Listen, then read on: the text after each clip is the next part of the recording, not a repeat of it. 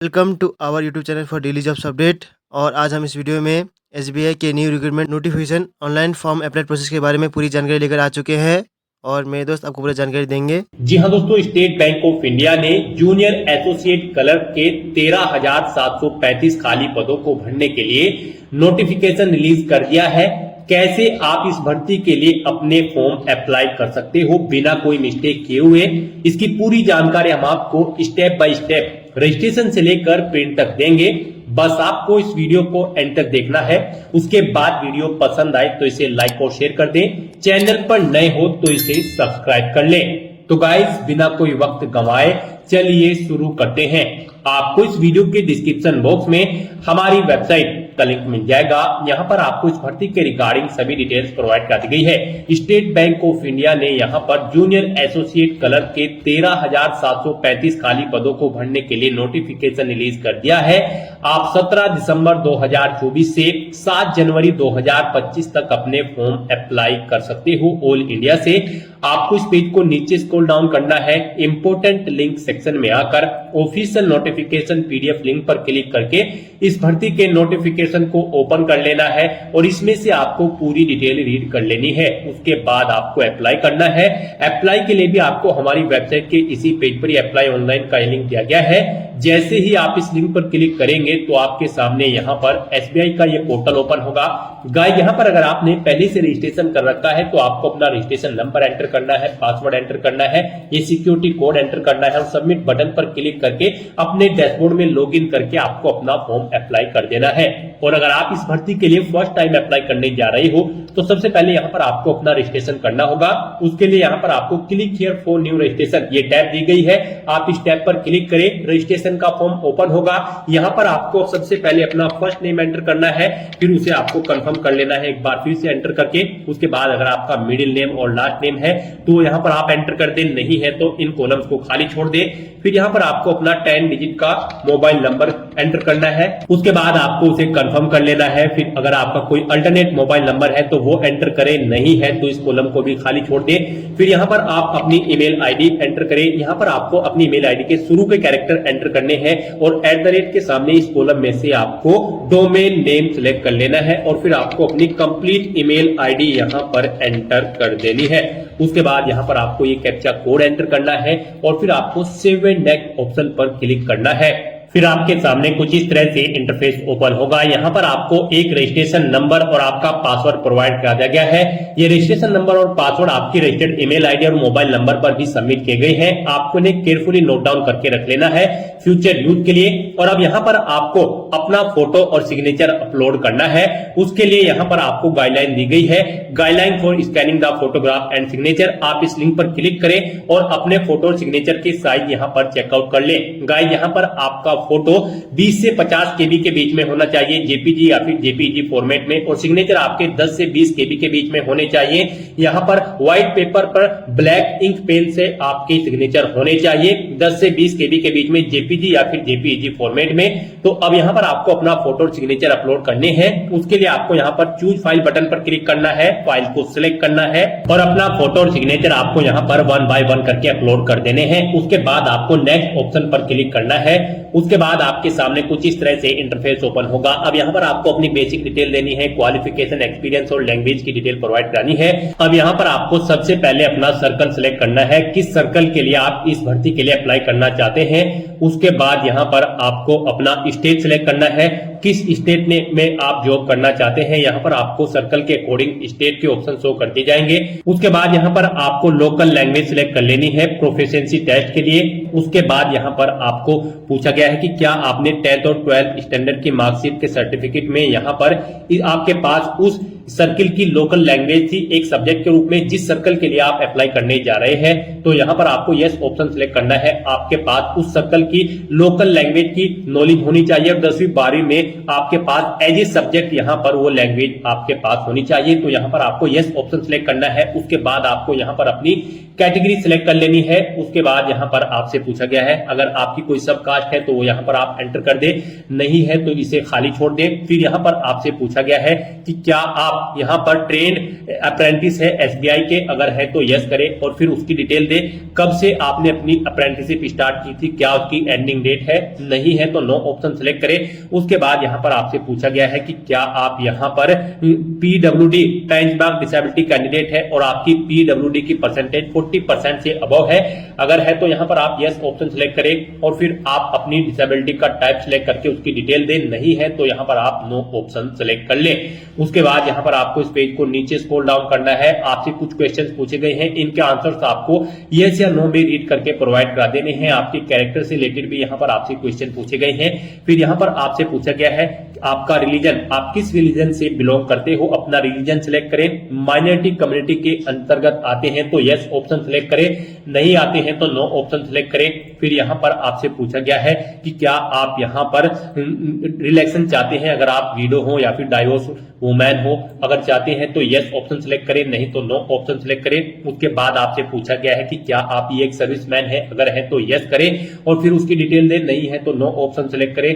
उसके बाद आपसे पूछा गया है कि क्या आप डिसेबल्ड ईएक्स सर्विसमैन कैंडिडेट है, अगर है तो यस करें, नहीं तो फिर आप नो ऑप्शन सेलेक्ट करें। यस है तो उसकी डिटेल दें, फिर नहीं तो नो ऑप्शन आप सेलेक्ट कर सकते हैं।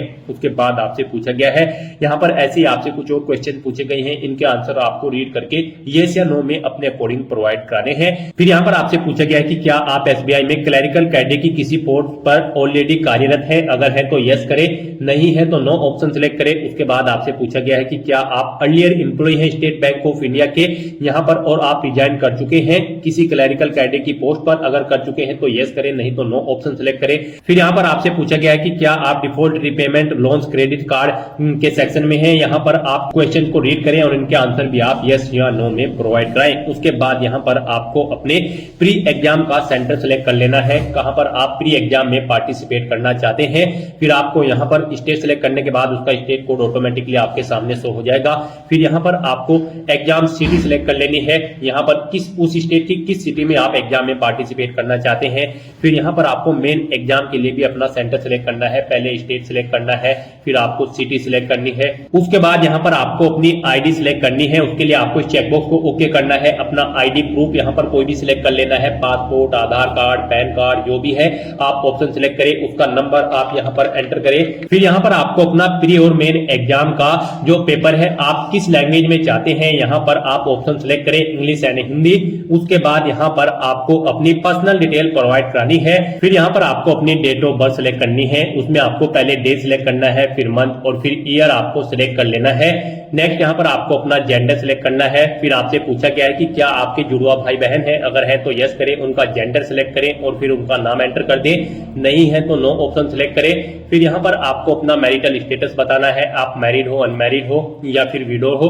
उसके बाद यहाँ पर आपको अपने फादर का फर्स्ट नेम एंटर कर देना है, उसके बाद उसका मिडिल नेम एंटर करना है अगर है तो, और उसके बाद आपको अपने फादर का लास्ट नेम यहाँ पर एंटर कर देना है, अगर है तो, नहीं तो आप इन कॉलम्स को खाली छोड़ सकते हैं। उसके बाद ऐसे ही यहाँ पर आपको अपनी मदर का नाम एंटर करना है, उनका मिडिल नेम लास्ट नेम है तो वो एंटर करें, नहीं है तो इन कॉलम को खाली छोड़ दें। उसके बाद यहाँ पर अगर आप मैरिड हो तो आप अपनी वाइफ का नाम यहाँ पर या फिर हस्बैंड का नाम यहाँ पर एंटर कर सकते हो। उसके बाद यहाँ पर आपको अपना कोरोस्पोंडेंस एड्रेस एंटर करना है और फिर आपको यहाँ पर अपना परमानेंट एड्रेस एंटर करना है। और अगर आपका परमानेंट एड्रेस आपके कोरोस्पोंडेंस एड्रेस के अकॉर्डिंग सेम होगा तो आपको यहाँ पर इस चेकबॉक्स को ओके कर देना होगा, same address for correspondence. Automatically आपका परमानेंट एड्रेस आपके कोरोस्पोंडेंस एड्रेस के अकॉर्डिंग फिल हो जाएगा। उसके बाद यहाँ पर आपको जीएसटी इनवॉइसिंग एड्रेस सेलेक्ट कर लेना है। आप परमानेंट एड्रेस या फिर कोरोस्पोंडेंस एड्रेस जिस भी एड्रेस पर कम्युनिकेट करना चाहते हैं यहाँ पर आप सिलेक्ट कर लें। उसके बाद यहाँ पर आपको आपकी कैटेगरी के अकॉर्डिंग एप्लीकेशन फीस का अमाउंट शो कर दिया जाएगा।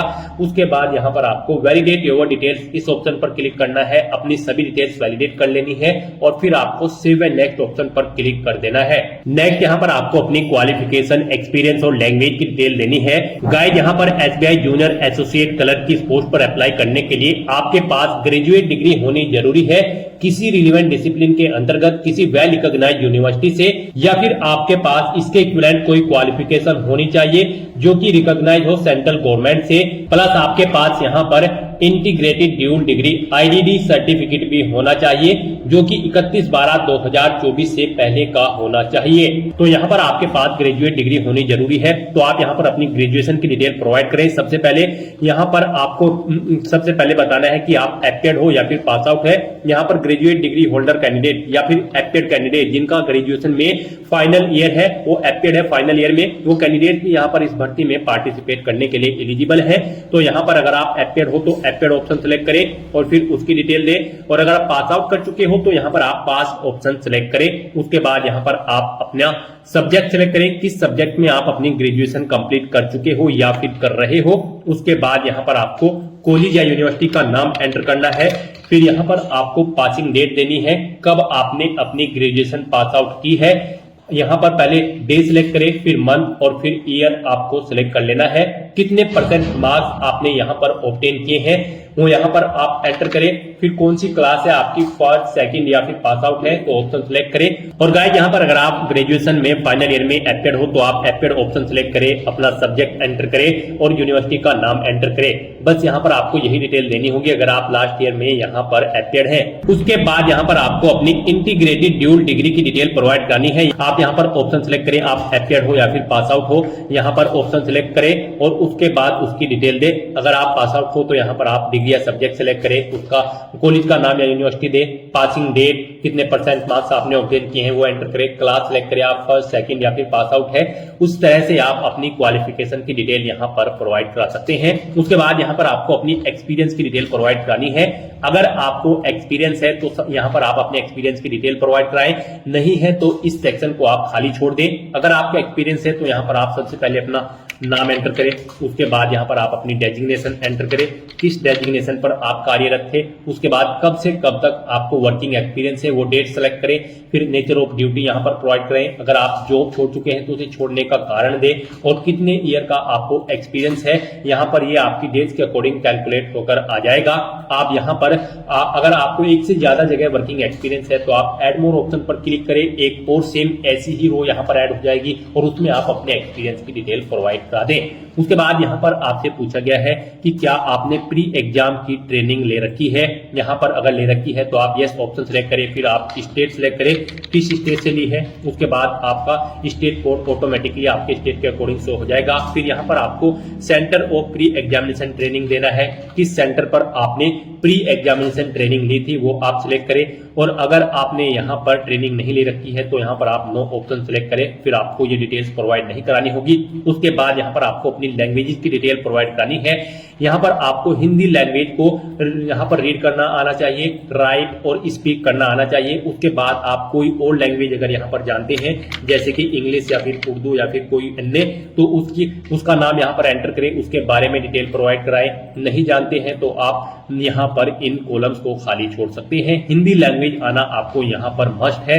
उसके बाद यहाँ पर इन सभी डिटेल्स को फिल करने के बाद आपको वैलिडेट योर डिटेल्स इस ऑप्शन पर क्लिक करना है, अपनी सभी डिटेल्स को वैलिडेट कर लेना है और फिर आपको सेव एंड नेक्स्ट ऑप्शन पर क्लिक कर देना है। फिर पीछे आपने जो डिटेल्स फिल की है उनका पूरा प्रीव्यू यहाँ पर आपको शो कर दिया गया है। आपको इस पेज को नीचे स्क्रॉल डाउन करना है, कहीं पर कोई मिस्टेक है तो आप बैक बटन पर क्लिक करके एडिट कर सकते हैं, नहीं तो आपको इस चेकबॉक्स को ओके करना है। और फिर यहाँ पर आपसे पूछा गया है कि क्या आपने जो नाम भरा है वो यहाँ पर आपका एग्जैक्टली मैच है आपके आईडी प्रूफ से। अगर है तो यस ऑप्शन के लिए आप इस चेकबॉक्स को ओके करें और अगर आपके नाम में चेंज है तो आप इस सेकंड ऑप्शन को सिलेक्ट करें। उसके बाद यहाँ पर आपको कंप्लीट रजिस्ट्रेशन इस ऑप्शन पर क्लिक करना है। नेक्स्ट यहाँ पर आपको अपने डॉक्यूमेंट्स अपलोड करने हैं। गाइस यहाँ पर इस सेक्शन में आप केयरफुली अपने डॉक्यूमेंट्स अपलोड करें। कॉमनली कैंडिडेट इसी सेक्शन में गलती करते हैं जिनकी वजह से उनके एप्लीकेशन फॉर्म रिजेक्ट होने के चांसेस रहते हैं। यहाँ पर आपको अपना लैब टर्म इंप्रेशन और handwritten declaration document upload करना है। इसके लिए भी आपको गाइडलाइन दी गई है, गाइडलाइन फॉर डॉक्यूमेंट अपलोड। इस लिंक पर क्लिक करें, ये पीडीएफ ओपन होगी, यहाँ से आप चेकआउट करें। आपका लैब थंब इंप्रेशन जो है वो 20 से 50 केबी के बीच में होना चाहिए, जेपीजी या फिर जेपीजी फॉर्मेट में। और जो आपका हैंड रिटन डिक्लेरेशन डॉक्यूमेंट है वो इंग्लिश में यहाँ पर 50 से 100 केबी के बीच में होना चाहिए, जेपीजी या फिर जेपीजी फॉर्मेट में। तो यहाँ पर आपको चूज फाइल बटन पर क्लिक करना है, फाइल को सिलेक्ट कर लेना है और 1 बाय 1 करके अपने इन दोनों डॉक्यूमेंट्स को अपलोड कर देना है। और फिर आपको इस सिक्योरिटी कोड को एंटर करना है और फिर सेव एंड नेक्स्ट ऑप्शन पर क्लिक कर देना है। इस तरह से यहाँ पर आपका एप्लीकेशन फॉर्म सक्सेसफुली सबमिट हो चुका है। यहाँ पर अगर आप रिजर्व कैटेगरी से बिलोंग करते हो यानी कि आप SC ST PH कैंडिडेट हैं तो आपको कोई फीस जमा नहीं करानी है।